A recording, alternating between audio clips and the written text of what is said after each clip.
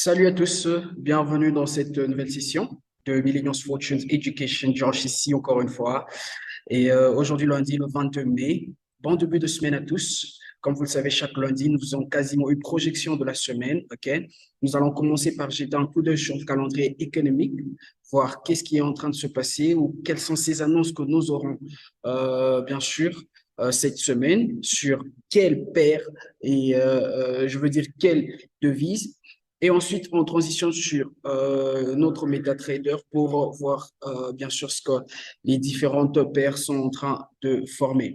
Alors, si c'est votre toute première fois de nous rejoindre, n'hésitez pas, cliquez sur le bouton pour vous abonner, OK, pour ne pas manquer ces mises à jour lorsqu'elles sont mises en ligne.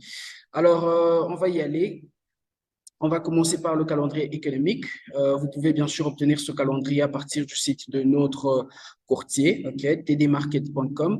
Une fois que vous êtes sur cette page, vous allez sur l'onglet Tools et vous cliquez sur Economic Calendar, ok. Alors, on va y aller. Aujourd'hui, lundi, nous n'avons pas grand-chose, ok. On a déjà eu quelques annonces et il n'y a vraiment pas grand-chose. Donc, aujourd'hui, lundi, ça sera une journée plutôt technique, ok. Et euh, dans la journée du mardi à 11h15, nous avons le gouverneur de la banque anglaise qui va faire un speech, ok, qui va faire un discours. Là, c'est à 11h15 demain.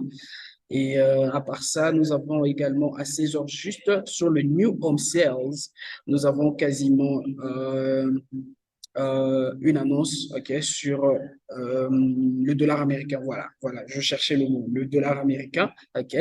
Nous avons le New Home Sales comme annonce, ok. Donc, le mardi également, ce sera une journée très technique. Dans la journée du mercredi, à minuit 45, nous avons le Retail Sales sur le dollar néo-zélandais. Et juste après, à 4 heures pile, ok, nous avons le taux d'intérêt qui sera annoncé, ok, par la Reserve Bank néo-zélandaise. Donc, ça sera très, très important. Ça sera un événement qu'on va garder à l'œil parce que le taux d'intérêt sera annoncé sur le dollar néo-zélandais. OK?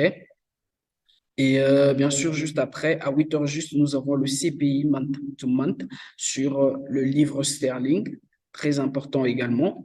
Et à 10 heures juste, pour ceux qui sont en train de trade le rand sud-africain avec nous, il y a l'annonce CPI sur le rand sud-africain. OK? Donc, on va également, bien sûr, garder un œil dessus parce que nous savons que l'économie sud-africaine est en train de vaciller pour le moment. OK? Donc, ça sera vraiment un événement qu'on va garder à l'œil. 10h30, Business Climate, OK, pas grand-chose. 11h30, un autre discours du gouverneur de la banque anglaise, OK, Bailey. 15 heures juste, un autre discours, ok? Vous allez voir que c'est une succession des discours, ok? Donc, on va garder le livre Sterling à l'œil, voir en fait qu'est-ce qui est en train de se passer, ok? Parce qu'il y a Bailey qui sera en train de faire des discours back-to-back, ok? Et quasiment, il y a quelque chose qui est en train de se passer, ok? Ensuite, nous avons le Crude Oil Stock Change, ok? Là, c'est à 16h30, ce n'est pas grand-chose. Et 19h45, nous avons Christine Lagarde, la présidente de la Banque centrale européenne, qui va bien sûr faire également un discours. Donc, tout ça, c'est dans la journée du mercredi. Et dans la journée du jeudi, nous commençons à 8 heures juste avec le GDP qui viendra de l'Allemagne. OK? Et ensuite, 14h30, nous avons le GDP quarter to quarter venant de l'Amérique, des USA. Ok. Donc, le dollar américain sera vraiment affecté par cette annonce. Et les projections montrent qu'on n'espère pas de changement, mais on va garder cet événement-là à l'œil. 15 heures juste, nous avons le taux d'intérêt sur le rand sud-africain, ok, très important également. Et à 16 heures juste, nous avons le pending home sales. Voilà tout pour la journée du jeudi. Et dans la journée du vendredi, 3h30, nous avons le retail sales month to month, ok, sur le dollar australien. On va garder cet événement à l'œil, bien sûr. 8 heures juste, nous avons le retail sales, ok. Et le retail sales, il sera sur le livre sterling, bien sûr. Et quoi d'autre? 14h30, durable goods order, OK, pas grand-chose. Euh, voilà. Donc, voilà tout pour la journée du vendredi. Donc, la journée du vendredi sera également technique. Jeudi, nous avons quelques annonces, entre autres le rand sud-africain, qui est le taux d'intérêt sur le rand sud-africain. Et mercredi également, nous avons quelques annonces. Donc, mercredi et jeudi, ça sera des journées mixtes, OK, combinées avec l'analyse fondamentale et l'analyse technique, OK. Donc, voilà. Voilà tout pour le calendrier économique. Nous allons maintenant transitionner, bien sûr, sur notre MetaTrader et voir quelles sont ces paires que nous allons, bien sûr, garder à l'œil aujourd'hui, lundi. On va commencer avec le NZD-USD. Alors, si vous suivez l'indice du dollar, qui est le DXY, vous allez voir en fait que probablement le dollar, il va gagner un tout petit peu de force, OK? Ce qui fait que la paire NZD-USD est beaucoup plus susceptible de partir à la baisse, OK?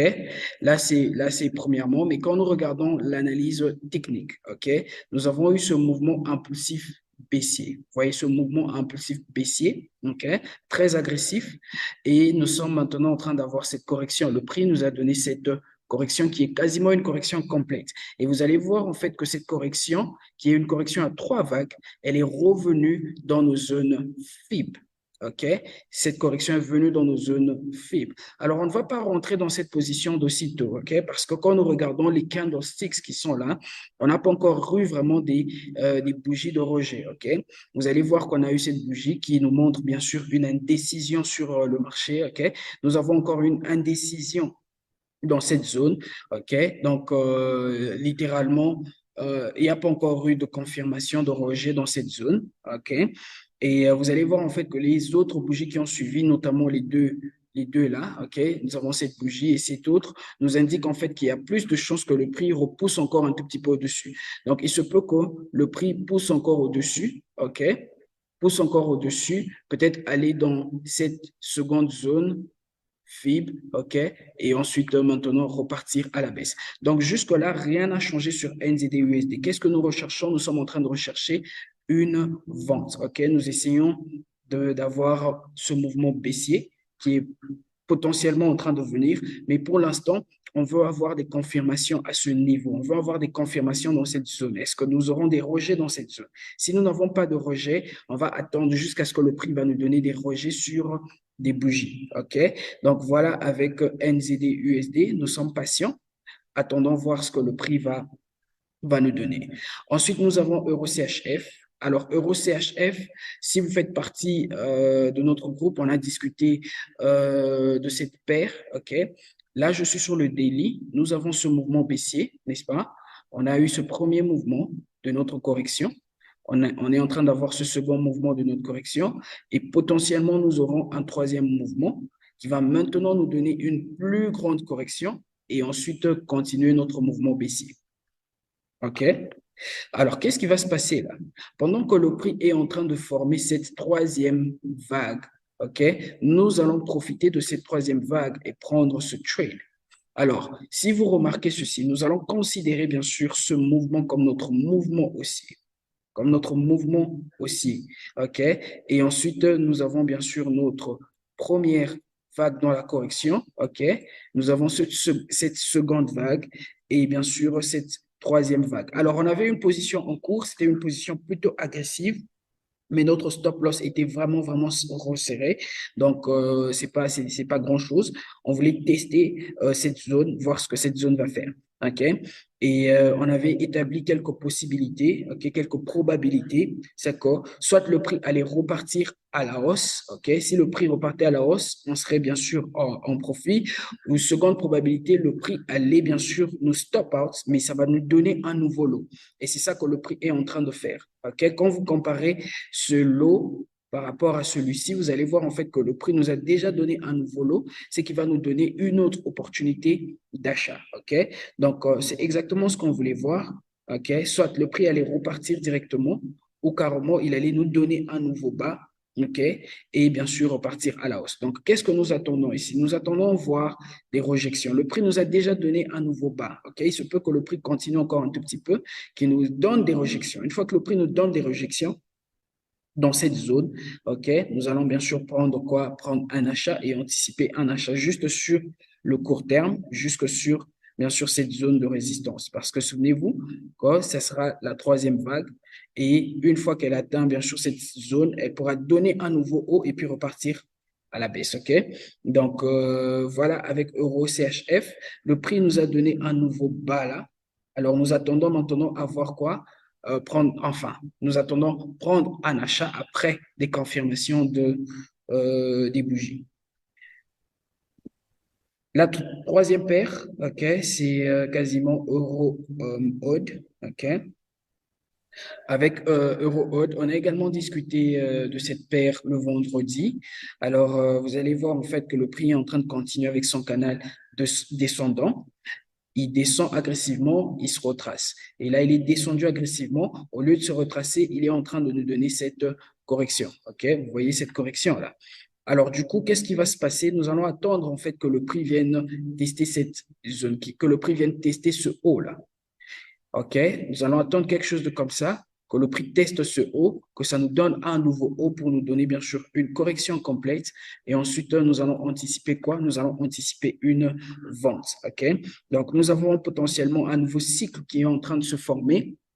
Juste à regarder cette correction, comment elle est en train de se former. OK? Le prix est descendu et là, maintenant, il est en train de nous donner ces différentes corrections. OK? Et bien sûr, en fin de compte, nous avons Euro GPY. Euro GPY également. On a discuté de cette paire le vendredi. OK. On a eu ce mouvement baissier. Ce mouvement est allé bien sûr break notre structure et on attendait bien sûr que le prix se retrace. Le prix s'est retracé également dans les zones qu'on attendait, qui sont nos zones faibles. Attendons à avoir des confirmations de rejet à ce niveau pour bien sûr anticiper quoi? Anticiper une vente. Donc, nous sommes toujours en train de rechercher ce mouvement baissier sur Euro GPY. OK.